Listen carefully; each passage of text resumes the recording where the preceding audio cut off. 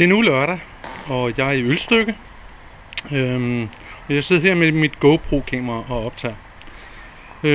Der er flere forskellige ting, jeg skal teste. Den ene er, at da jeg ringede til supporten, så fik jeg at vide, at grunden til, at videoen den hakker, det er, at mange computere ikke kan følge med, fordi det simpelthen skal en professionel computer til. Så jeg blev anbefalet at køre med en opløsning på 1080 og med 30 frames per second.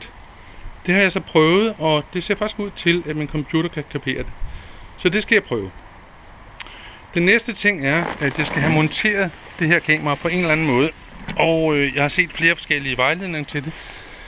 MC Eventyr anbefaler at sætte den på siden af hjelmen for at få følelsen af at køre motorcykel med.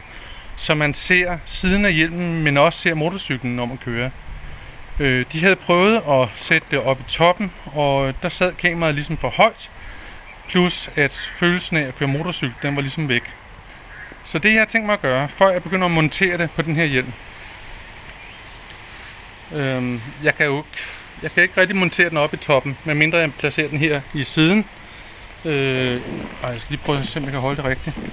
Medmindre jeg placerer den her i siden på hjelmen med en eller anden form for korrektion for at...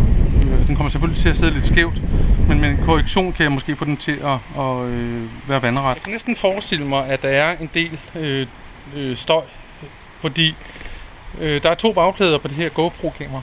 Det ene er beregnet til at få god lyd med, og den anden er beregnet til undervand, altså undervandsoptagelser, hvor den bliver vandtæt. Man kan købe sådan en kunstpels ting at sætte bagpå. Den koster 300 kroner.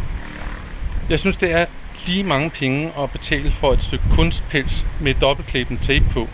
Så derfor har jeg ringet til min søster, og det er der, jeg er på vej ind. Hun har flere gamle kunstpelse, som jeg kan få lov til at overtage og klippe i små stykker. Så det er det andet projekt, jeg har gang i. Så ja, jeg vil sådan set bare sætte mig op og begynde at køre. Jeg vil køre over Søsum og Lille Værløse. Det er en rigtig, rigtig hyggelig vej, når man skal ind til København, i stedet for at køre Frederikssundsmotorvejen. Eller Frederikssundsvejen hedder det selvfølgelig, ja. Og motorvejen, det gider jeg ikke. Så jeg starter min optagelse herfra.